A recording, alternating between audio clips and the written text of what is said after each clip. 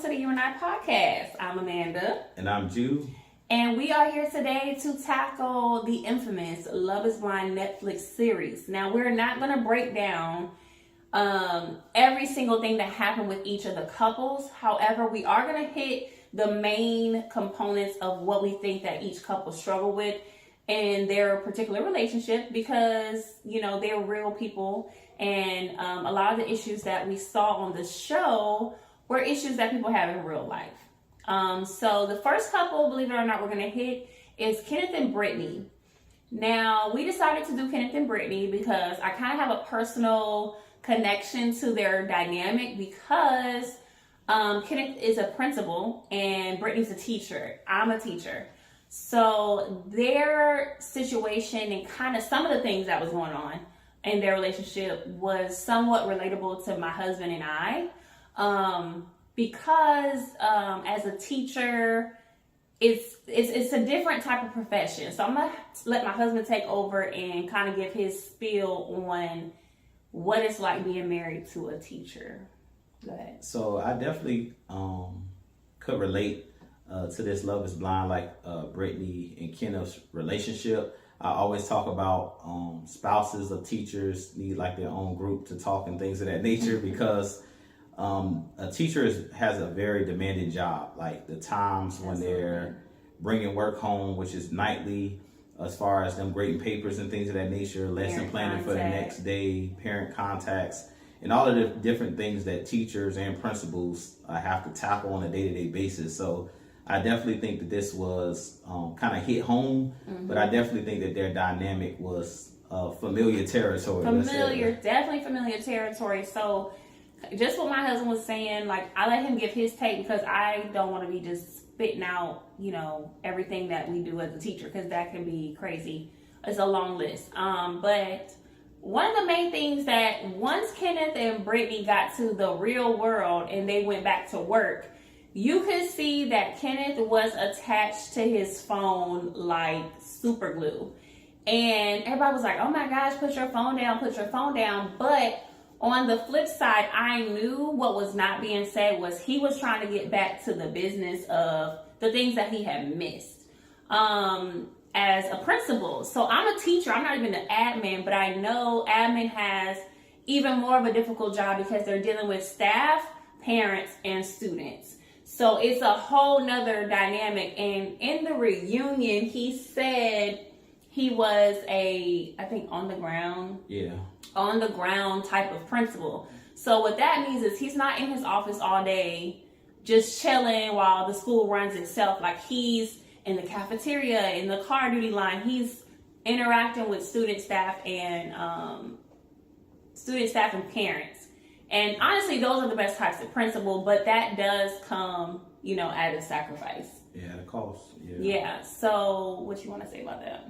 I agree. I think he was attached to his phone, but I think also they got to realize because with this Love is Blind experience, they take their phones for however many weeks. Yes. Like at a time, he said he had a lot of emails and things that he had to catch up on, things that he may have missed that was going on in the school that he normally would do in his day-to-day routine. So I definitely understand why he was on his phone, but at the same time, I think too, it comes with a balance. You have to have some type of balance when it comes to marriage, when it comes to relationships and things of that nature as far as your job. So, but I definitely understood like how Brittany felt in that situation. You could definitely tell Brittany was like, hello, sir, you know, like I'm right here in your face. You're not paying me no mind. And it was like he was so engulfed in what he needed to catch up on that he didn't even look up and like check in.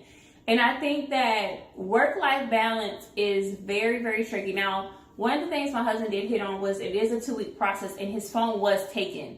So I kind of wonder if the phones weren't taken and he could still kind of like do day-to-day things, if it wouldn't have been as bad. I think it was as severe because if you think about me being a teacher, if I don't have my phone or my laptop for 2 weeks and I have parents emailing me, I have daily emails from school with updates and deadlines I need to meet, and I'm gone for 2 weeks of that, that's a whole lot on your plate, not just to mention your day-to-day, what you have to do every single day. That's extra, right?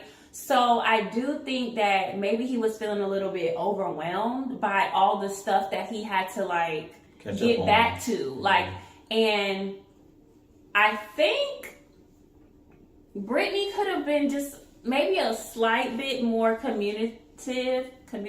Is that the right word? She could have communicated. She could have communicated that a little bit more, like, hey, like, I'm trying to talk to you. I know you're behind on your work, but can we just have like 5 minutes?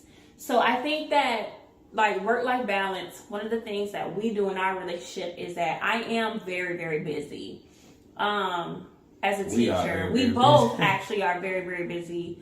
And I do bring a lot of work home, but one of the things I try to do to have work-life balance is, one, I have to have a schedule where, okay, on this night I'm grading papers. On this night, I'm not doing anything because I just need a mental break, you know, and that's some of the things that in any profession, you know, whether or not you bring your work home, like some nights don't cook. Some nights just eat out if you can. Some nights just close your computer. Don't look in your email, like, because once you start digging down that hole, it's hard to get yourself out of it. Another thing that I try to do is I cut myself off. Like I have a cutoff time, like where, okay, I'm gonna work from 8 to 9, and then after that it's a wrap because I know my kids will be down, and then that's time that me and him can kind of reconnect. So I really feel like that was one of their issues. Do you want to add anything to it? Yeah, I think it's just they could have had a better plan. It sounds like they just didn't really have a plan. Even though that, I feel like this Love is Blind is like a very accelerated process. Yeah. So it makes it hard for them to kind of get to know the other person, especially when you go from being in the pods and then being on vacation with each other. So just being dropped back into real life and kind of trying to figure it out. And I think that put him behind, both of them, because they really didn't show her side of being a teacher, of what she was going through as far as catching back up. But I'm sure she would have been behind too if he was still actively teaching. So I really feel like that whole process can be stressful. And on top of like the Love is Blind process being stressful, just going back to work after missing that much time at work. Yeah. Now their second issue, they had two main issues. The second issue definitely was their chemistry. Like their chemistry was just off, like from the moment that, now granted, I think when they first saw each other, it wasn't that awkward. It wasn't that awkward. And I was like really hopeful for them. But once they got to the vacation, it started to get weird. I was like, what in the world? Like, when he started talking about dolphins, I was like, bruh. Yeah, I didn't see the chemistry. They didn't really have the chemistry between them two as far as like when they hung out together. It's one thing for being in a pod talking to each other, but then being in that person's space.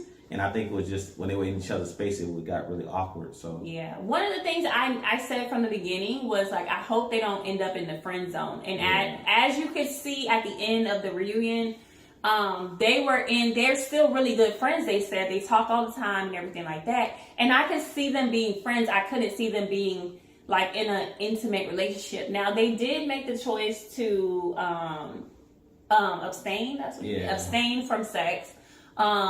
Which is their choice, and I don't want people to feel like because they chose to abstain, that's why they didn't have the chemistry. Yeah. That has nothing to do with it. And if you think about the other couple, Anna and Johnny, they abstained too, and they had major chemistry, or they abstained too, and they had a lot of chemistry or whatever. Like, but he wasn't doing nothing. Like, she was craving for all kinds of affection, and he was just not giving it back to her at all. I feel like Kenneth was like emotionally detached, to be honest. Like, even when they had the little conversation where she was in the kitchen crying and stuff like that, he didn't console her. He didn't like hug her. He didn't like try to do anything to soothe her. And I think that was one of the issues, is like he seemed like he was really, really detached emotionally. Yeah. And I think that goes deeper. That's a whole nother conversation, but I think that was part of it. Is just like, I didn't see the emotional connection, the physical connection, and none of that. It was like they talked,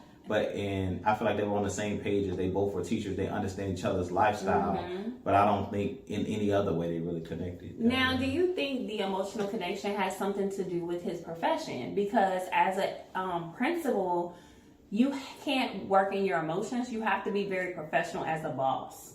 So do you think that could maybe be why he was a little detached from her? Like, I don't have time to like get in my feelings because... I don't know what the reason was, but I feel like if he's ever going to be married, he's definitely going to have to click into that mode, because you have to learn how to turn the professional side off. That's I know true. how to be professional, That's but true. I also know when I come home, I have to be a husband and a father. A father. So you have to be able to turn that off and on. So but you know what? I think that some men have a difficult time doing that. Yeah, that's true. Like especially when they are in a type of profession where they're in charge, right? You're in charge, you're in control, and you have to wear that hat all day. I think some men have a hard time taking that control hat off and just be vulnerable with their partner. Because I feel like there was a lot he wasn't saying to her. Like, I really feel like he wasn't vulnerable. He kept trying to like dismiss her feelings, and I did not like that. Like, you know how every time she would be like, but you know, I feel like the chemistry, like she was trying to communicate with him, and he was just like, well, I do like you. Like, I do. If I didn't like you, then I wouldn't be here. Like, what? Yeah, like, he was just really like, I don't know.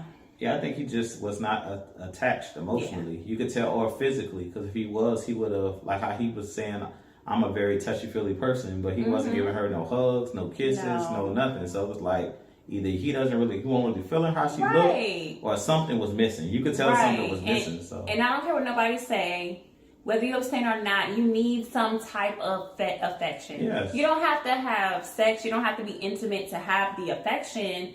You can hold my hand. You can put your arm around me. You can, rub up on me a little bit. Like something to show that you actually are into me. And I feel like that's where Brittany's insecurities kind of were coming. She kept doubting because she wasn't receiving any of that. Yeah.